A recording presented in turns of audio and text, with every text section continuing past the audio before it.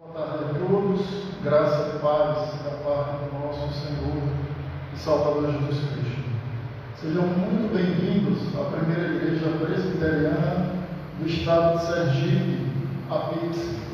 E nessa tarde nós temos a alegria de celebrar a ressurreição de Cristo.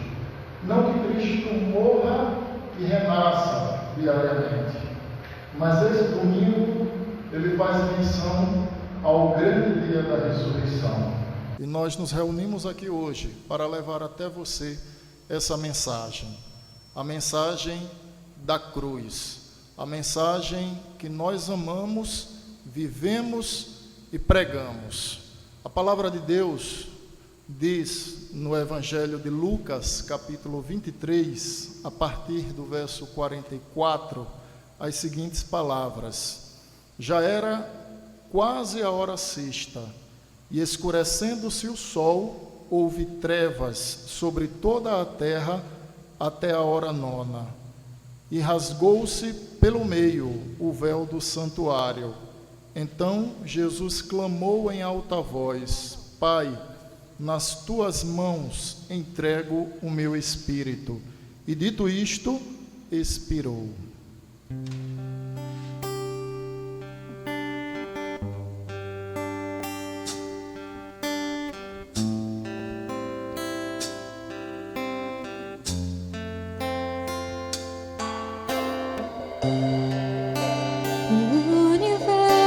Chora, o sol se apagou, ali estava morto o Salvador,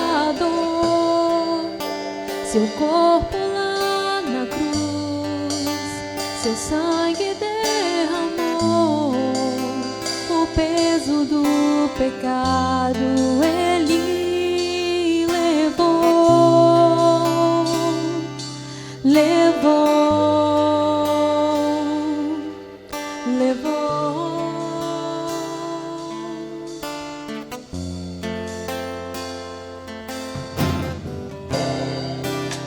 Deus Pai o abandonou, cessou seu respirar, em trevas se encontrou o Filho. A guerra começou, a morte ele enfrentou, todo o poder das trevas vencido foi. A terra estremeceu, sepulcro se abriu, nada vencerá seu grande amor. Ó morte, onde estás? O Rei ressuscitou, ele venceu para sempre,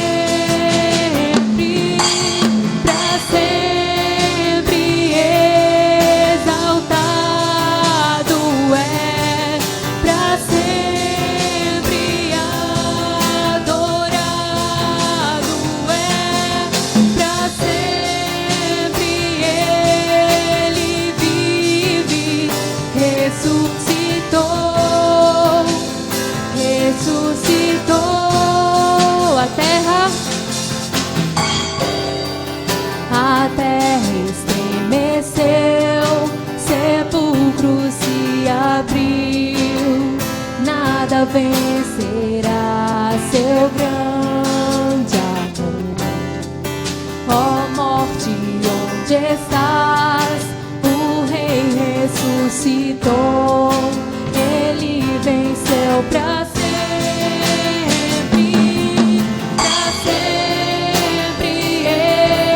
exaltado é, para sempre adorado é, para sempre ele vive, ressuscitou.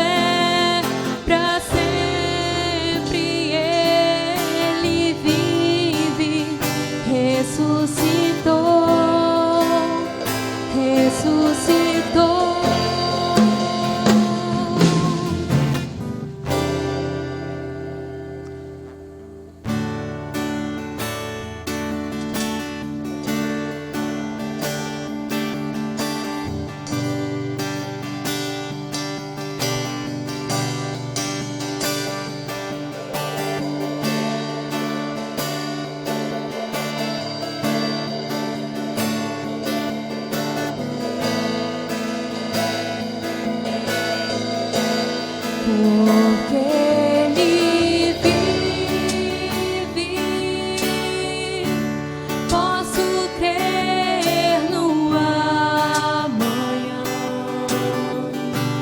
porque Ele vive. Temor não há,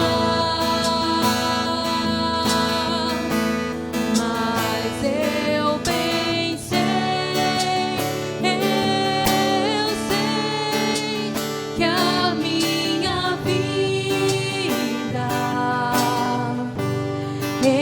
está nas mãos do meu Jesus, que vivo está. Deus enviou.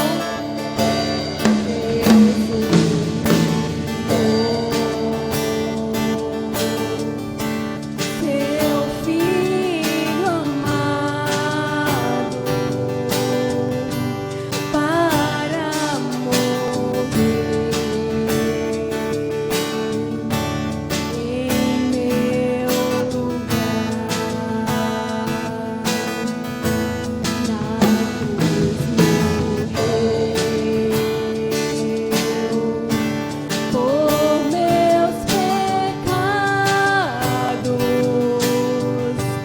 mas ressurgiu e vivo com o Pai está. Porque Ele vive, porque Ele vive, posso crer no amanhã, porque Ele vive, temor não há, mas eu sei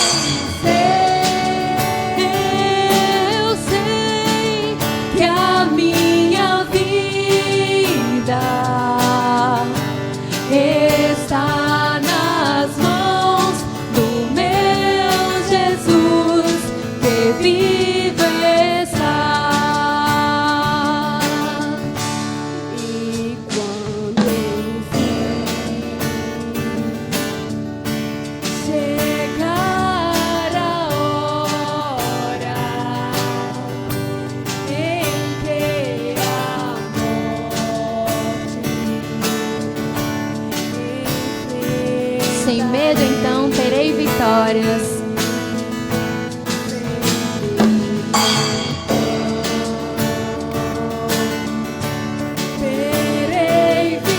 Verei na glória o meu Jesus, que vivo está. Verei na glória o meu Jesus, que vivo está. Porque Ele vive, porque Ele vive, posso crer no amanhã. Porque Ele vive, temor não há.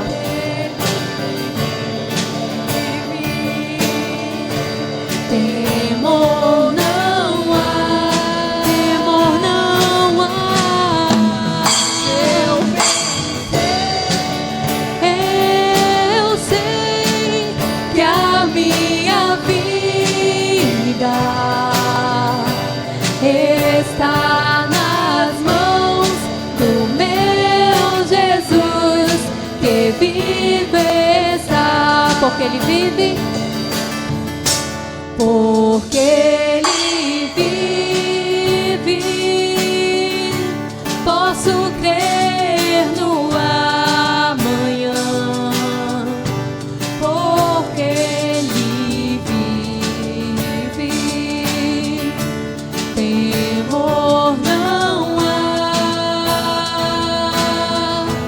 mas eu bem sei, eu sei que a minha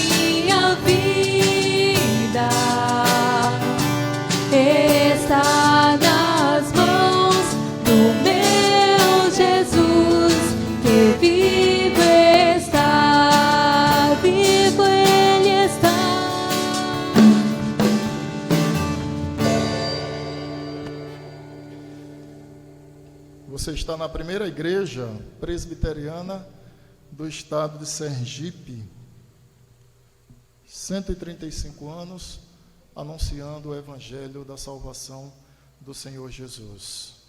E nesse domingo em que a igreja cristã, de modo geral, celebra o domingo da ressurreição, e volto a repetir o que disse no início, não que Jesus morra e ressurja dentre os mortos diariamente, mas esse domingo nos traz à memória o célebre domingo que o Senhor venceu a morte. A morte não pôde deter o autor e consumador da nossa fé por mais de 3 dias. E com base nessas verdades, eu quero convidá-lo a acompanhar a leitura que está na Epístola aos Hebreus, capítulo de número 1, dos versículos de 1 a 4. Hebreus 1, de 1 a 4. Diz assim o texto sagrado: havendo Deus outrora falado muitas vezes e de muitas maneiras aos pais pelos profetas, nestes últimos dias nos falou pelo Filho, a quem constituiu herdeiro de todas as coisas, pelo qual também fez o universo. Ele, que é o resplendor da glória e a expressão exata do seu ser, sustentando todas as coisas pela palavra do seu poder, depois de ter feito a purificação dos pecados, assentou-se à direita da majestade nas alturas, tendo se tornado tão superior aos anjos, quanto herdou mais excelente nome do que eles. Vamos orar? Senhor, sejam bem aceitas as palavras dos meus lábios e o meditar do meu coração. Senhor, rocha minha e Redentor nosso, em Cristo Jesus. Amém. Queridos, toda religião, todo sistema doutrinário sempre tem à sua frente um homem como representante. Eu não estou me referindo apenas no que tange à legalidade, alguém que representa de modo legal, seja civil ou criminal, aquela religião ou aquele sistema. Eu estou me referindo em uma perspectiva filosófica, em uma perspectiva de fé. Filosófica no sentido daquilo que ele ensina, daquilo que ele prega. Fé no sentido daquilo que ele crê.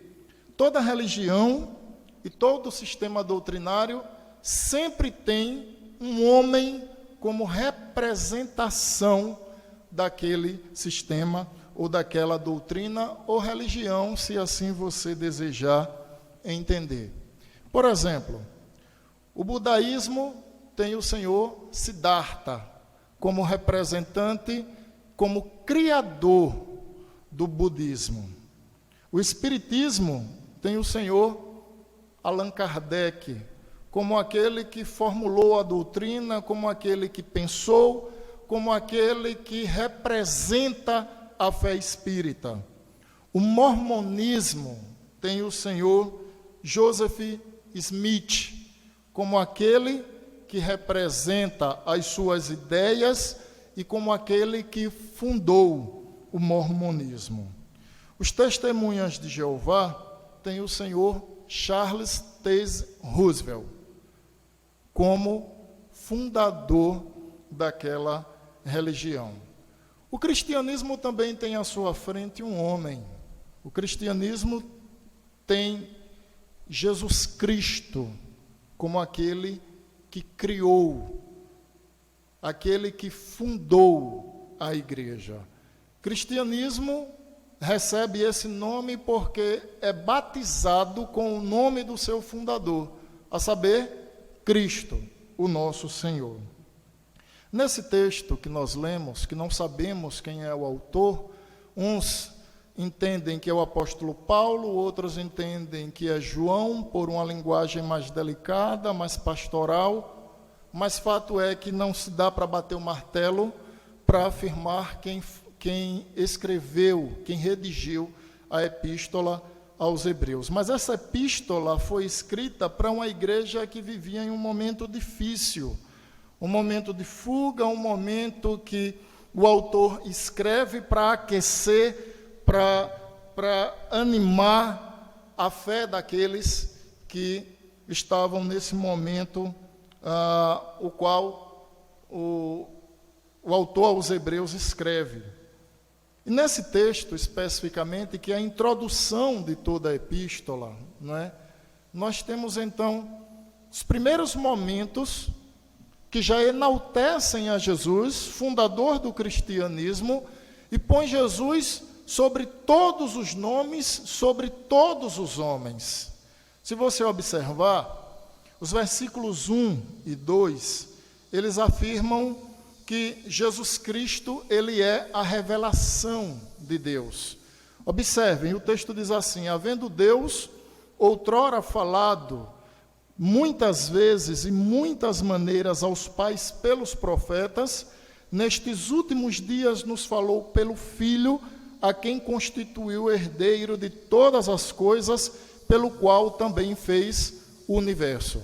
Nos 2 primeiros versículos da epístola, o autor já apresenta o Senhor Jesus de modo a enaltecê-lo, a engrandecê-lo, porque o propósito, ou um dos propósitos do autor aos Hebreus, é apresentar a superioridade de Cristo a absolutamente tudo e todos. O autor aos Hebreus vai dizer que Jesus é superior aos anjos, Jesus é superior a todos os profetas. Jesus, ele é a revelação final, ele é o ápice da revelação de Deus. E ele já começa fazendo esse ensaio nos 2 primeiros versículos. Ele já começa denunciando, apontando, exclamando, através de 3 contrastes, que Jesus, ele é a revelação final de Deus. O Jesus Cristo, ele revela a Deus.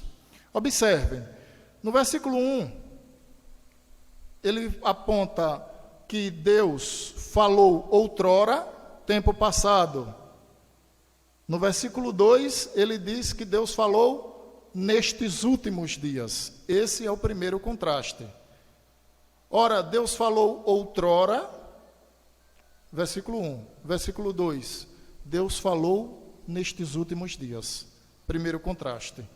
Segundo contraste, verso 1, ele diz que Deus falou de muitas vezes e de muitas maneiras aos pais, ou seja, aos patriarcas, aqueles do Antigo Testamento.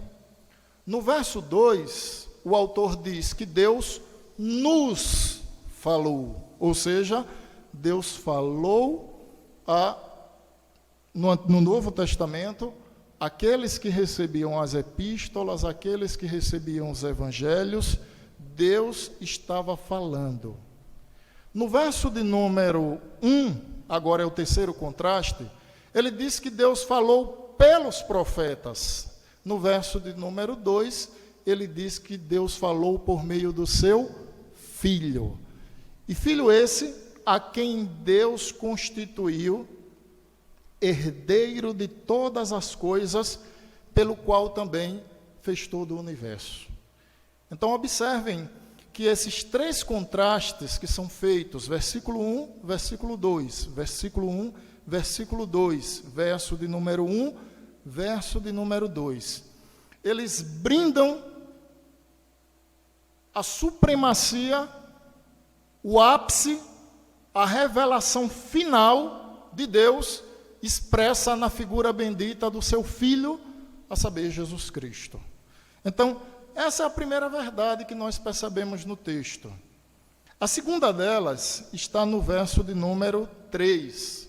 O autor aos Hebreus vai apontar que Jesus Cristo é Deus, ou seja, o Filho é Deus. Ele diz assim no verso de número 3, ele, obviamente se referindo ao Senhor Jesus, que é o resplendor da glória e a expressão exata do seu ser, sustentando todas as coisas pela palavra do seu poder. Depois de ter feito a purificação dos pecados, assentou-se à direita da majestade nas alturas. Observem que no verso de número 3 agora, o intuito do autor dessa epístola, o autor aos Hebreus, é apresentar Jesus Cristo com toda a propriedade divina. Jesus Cristo é Deus em sua natureza. Jesus não é um ser inferior ao Pai, não é um ser superior ao Pai. Jesus, ele é eternamente gerado. Jesus Cristo, desde toda a eternidade, ele é Deus. Mas talvez você pergunte assim, ora, mas como Jesus é Deus, se um dia ele veio a nascer enquanto homem? Enquanto Deus, Jesus existe desde toda a eternidade. A propósito, Isaías disse, eis que um filho nos nasceu, um menino se nos deu, o governo está sobre os seus ombros, e o seu nome será Maravilhoso Conselheiro, Deus Forte, Pai da Eternidade, Príncipe da Paz. Isaías chama Jesus de Pai da Eternidade. Jesus Cristo criou a eternidade. A eternidade não existiria sem Cristo, sem a presença de Deus. E você observa isso no verso de número 3, quando ele usa duas expressões. A primeira expressão que ele usa é afirmar, verso de número 3, que Jesus, ele é o resplendor da glória. Jesus, ele reflete toda a glória de Deus, reflete em sua plenitude. Ou seja, a glória de Deus está refletida em Cristo. É aquela ideia, de repente, imagine você, alguém que toma um espelho e direciona de modo a visão de outrem, e aquela glória, aquele brilho do sol, que se depara com o espelho e vai em direção, então, à vista de outra pessoa. Aquele brilho, ele é tão vibrante quanto o brilho do próprio sol. Ele reflete com exatidão o sol. Jesus Cristo, ele é, verso de número 3, ele é o resplendor da glória de Deus. Então, essa é a primeira expressão. A segunda expressão, no verso de número 3, diz que ele é a expressão exata de seu ser, ou seja, ele é a expressão exata de Deus. E afirmar que Cristo é a expressão exata de Deus, não é que Cristo se assemelha a Deus, não é que Cristo ele seja um semideus, ele seja um ser abaixo de Deus, ele é a expressão exata de Deus. Em outras palavras, Jesus, ele é o Filho unigênito, ele é o Filho da mesma natureza do Pai. E vale salientar que Jesus Cristo é o único Filho unigênito da mesma natureza do Pai. Ele é o primogênito porque é o primeiro filho que é eternamente gerado, e ele é unigênito porque ele é da mesma natureza do seu Pai celestial. Ou seja, a intenção do autor aos Hebreus é afirmar que Jesus Cristo ele é a expressão exata do seu ser. Mas o ser de quem? O ser de Deus, que é o que está sendo tratado aqui no verso de número 3. E aí o autor aos Hebreus segue então desenrolando o texto e dizendo que Jesus sustentou todas as coisas pela palavra do seu poder. E que depois de ter feito a purificação dos pecados, observe que agora ele aponta para a sua natureza humana, pois ele precisava então ser morto, pois Deus não morre, mas a sua natureza humana, ou seja, Cristo encarnado, seria sacrificado em lugar dos homens para, nessa situação de apenado, pagar o preço pela salvação de todo aquele que nele crê. E o autor aos Hebreus tem isso em mente. Ele vem desenrolando o texto e ele vem pintando um cenário simplesmente fantástico. Ele diz, olha, ele sustentou todas as coisas pela palavra do seu poder. Mas depois de ter feito a purificação dos pecados, aí ele agora aponta para um outro momento e diz assim, assentou-se à direita da majestade nas alturas. Observe, então, que momento fantástico. É um momento em que Jesus Cristo, ele é enaltecido, ele é engrandecido pelo fato de ser ele o Senhor, que é o próprio Deus. Esse é o segundo momento do texto. Mas ao terceiro momento, que está apenas no verso de número 4, que é um momento que revela o nome sublime do Senhor Jesus. Vale lembrar que para o judeu, o nome representa o próprio caráter da pessoa. Diferentemente da nossa cultura ocidental, que muitas vezes se põe nome nos filhos e não se sabe o significado, quando tratamos da cultura judaica, cada nome tinha um significado. Jesus significa Deus Salvador. Cristo significa ungido do Senhor. Observe que o nome de Jesus está intrinsecamente ligado ao seu caráter, à sua missão, aquilo que a Missio Dei, ou seja, a missão de Deus, planejou. E vale lembrar ainda que quem batizou Jesus com esse nome não foi Maria e José. Foi o próprio Deus, o Pai, que enviando o anjo a Maria, disse a ela que ela conceberia e daria à luz um filho, e poria nesse filho o nome de Jesus, que significa Deus Salvador. Então, no verso de número 4, o autor, então, ele passa a enaltecer o nome de Jesus, mas lembre, o nome de Jesus numa perspectiva do seu próprio caráter, numa perspectiva da sua própria essência. Daí, então, ele vai dizer que, após se assentar à direita da majestade, nas alturas, verso de número 3, desemboca no verso 4, dizendo, tendo se tornado tão superior aos anjos, quanto herdou mais excelente nome do que eles. Aqui nos cabe uma pergunta. Quando o autor diz assim que Jesus se tornou superior aos anjos, faz parecer que Jesus ele era inferior aos anjos. Mas preste bem atenção, para que você possa compreender.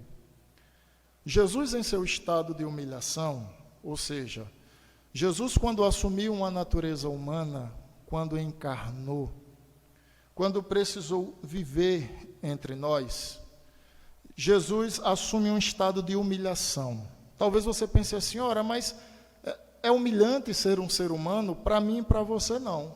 Nós amamos a vida. Nós tememos perder a vida justamente porque a amamos. Mas imagine você, Deus, descer do seu trono de glória, de majestade, e assumir o lugar da criatura. Isso é, para Deus, humilhação. Ele fez por amor, mas o amor que ele sentiu por toda a ordem criada, o amor que ele sentiu pela igreja de Cristo, não exclui o estado de humilhação ao qual ele se submeteu. Então, quando Jesus encarna, ele ocupa um status abaixo dos anjos. Por quê? Porque ele encarna e ele é um ser humano, ainda que sendo também 100% Deus. Mas uma vez passando ele pela morte, outra vez passando ele pela ressurreição, e sendo o Senhor assunto aos céus, agora ele entra pelos portões celestiais, assenta-se à destra do Pai nas alturas e herda um nome acima de todo nome. Em outras palavras, a sua natureza humana agora, ela se sobrepõe a todo e qualquer homem, a todo e qualquer anjo. Então, por um período de tempo em sua situação ou em seu estado de humilhação, de fato Jesus ocupou um status abaixo do status dos anjos, mas em seu status, ou em seu estado, melhor dizendo, de exaltação, Jesus, enquanto homem, recebe um nome que está acima de absolutamente todo nome, porque enquanto Deus, ele sempre esteve acima de tudo e acima de todos. Mas eu quero trazer algumas lições para a nossa vida, a partir de tudo isso que foi dito. E a primeira lição que eu quero apontar nesse domingo que nós nos reportamos à ressurreição de Cristo, diz respeito à salvação. A primeira coisa que eu preciso que você pense é que não há salvação sem Jesus Cristo. Não há salvação por méritos humanos. As Escrituras dizem que o homem, ele é salvo pela graça de Deus. E essa graça é um favor que Deus faz ao homem. É um favor imerecido, o homem não merece. O homem não é salvo por obras, porque se por obras ele fosse salvo, ele se vangloriaria. Cada homem poderia adquirir a sua salvação através dos seus feitos. Não há salvação sem Jesus. Quando se pensa em o homem fazer o bem para que ele seja salvo, isso diminui a obra de Cristo. Vejam só, eu não estou dizendo que o homem não deve fazer o bem. Nós devemos fazer o bem em todo o tempo. Nós devemos fazer o bem sem olhar a quem. Nós devemos fazer o bem como reflexo da graça que de Deus temos recebido. No entanto, por mais bem que façamos, continuaremos indignos da salvação. Porque a obra meritória que pagou o preço pela salvação foi a obra de Cristo e não a obra dos homens. Foi Cristo que foi o Cordeiro Pascal, foi Jesus que foi sacrificado em lugar de pecadores. O meu sangue e o seu sangue são sangue de homens pecadores, e sangue de homens pecadores não podem purificá-los dos seus pecados. Mas o sangue de Cristo é poderoso para purificar-nos de todas as nossas mazelas. A segunda questão que quero apontar é que não reconhecer a Jesus como Deus é uma verdadeira blasfêmia. É uma ofensa ao caráter de Cristo. Jesus é Deus em sua natureza, 100% Deus, 100% homem. Ele precisava ser homem para morrer em lugar de homens, pois Deus não morre. Mas ele precisava ser Deus porque somente Deus seria capaz de receber a descarga da sua própria ira e satisfazer plenamente a justiça de Deus. Por isso ele precisava ser Deus. Jesus Cristo é 100% Deus e 100% homem. A sua humanidade não diminui a sua divindade, mas a sua divindade unida à sua humanidade demonstra a maior expressão de amor que a humanidade já viu. Alguém já disse que se você quer saber o conceito de amor, não deve ir ao dicionário, mas deve ir ao Calvário. Pois no Calvário você sabe a real expressão do amor expressa na pessoa bendita do Senhor Jesus. Mas nós também precisamos ter em mente que esse mesmo Jesus, ele é o supremo pastor das ovelhas.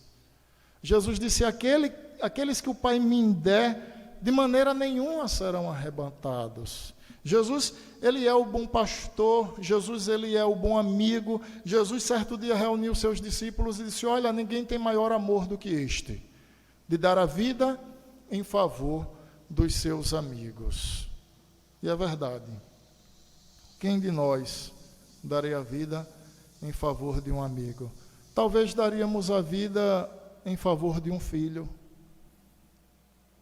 mas em favor de um amigo, certamente que nós não faríamos. Se formos muito honestos, nós vamos admitir que não faríamos. Esse bom pastor, esse melhor amigo, deu a vida na cruz do Calvário, foi sacrificado por amor à sua igreja, por amor aos eleitos de Deus, para que esses homens que outrora eram pecadores, destituídos da glória de Deus, agora fossem reconciliados com o Senhor e pudessem gozar eternamente da presença de Deus. Jesus é o bom pastor, Jesus é o melhor amigo, Jesus, ele é o pão da vida que sacia a fome de todo aquele que é carente de Deus. Nós estamos caminhando para o final dessa mensagem. E eu queria trazer à sua memória que esse domingo é a oportunidade de você olhar para trás e lembrar que Jesus um dia foi morto, que a morte não pôde detê-lo por mais de 3 dias e que ao término desses 3 dias, então, ele ressurgiu para a glória de Deus e para o benefício de todo aquele que nele crê. E voltando, então, à introdução, para encerrar esse momento, eu dizia que todo sistema de doutrina, que toda religião tem à sua frente um homem como fundador. Citei o budismo, que tem o senhor Siddhartha como seu fundador, já falecido. No seu túmulo está escrito em letras garrafais: aqui jaz os restos mortais de Siddhartha. Citei o Espiritismo, tendo como Allan Kardec o seu fundador, também já falecido, e no seu túmulo está escrito em letras garrafais: aqui jaz os restos mortais do senhor Allan Kardec. Citei também o senhor Joseph Smith, fundador do mormonismo. Está escrito: aqui jaz os restos mortais do senhor Joseph Smith. Naquela ocasião, citei também o senhor Charles T. Roosevelt, como sendo o fundador dos Testemunhas de Jeová, falecido também. Está escrito em seu túmulo: aqui jaz os restos mortais do senhor Charles T. Roosevelt. E citei Jesus Cristo, fundador do cristianismo. Ele também morreu. Mas no seu túmulo está escrito em letras garrafais: ele não está aqui, porque já ressuscitou. Amém.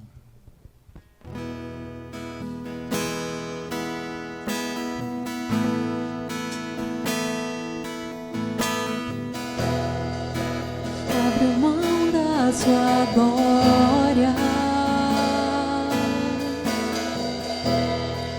e semelhante a um homem se esvaziou, servo tornou,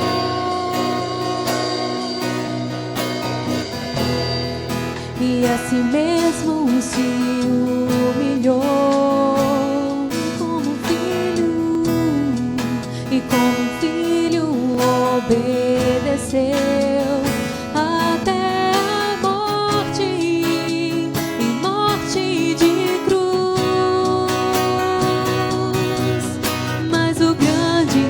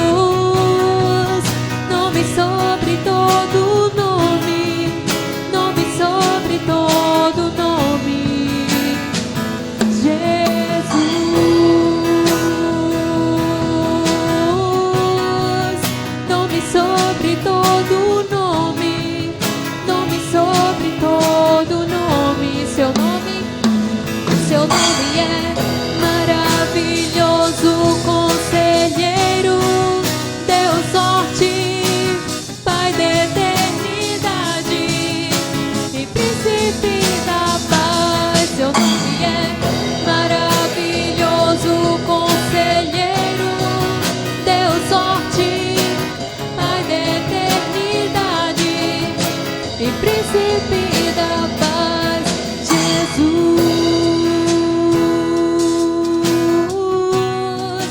Nome sobre todo nome, nome sobre todo nome, Jesus. Nome sobre todo nome, nome sobre todo nome. Seu nome é maravilhoso, conselheiro, Deus forte, Pai da eternidade e príncipe da paz. Seu nome é maravilhoso, conselheiro, Deus forte, Pai da eternidade e príncipe da paz. Vamos orar.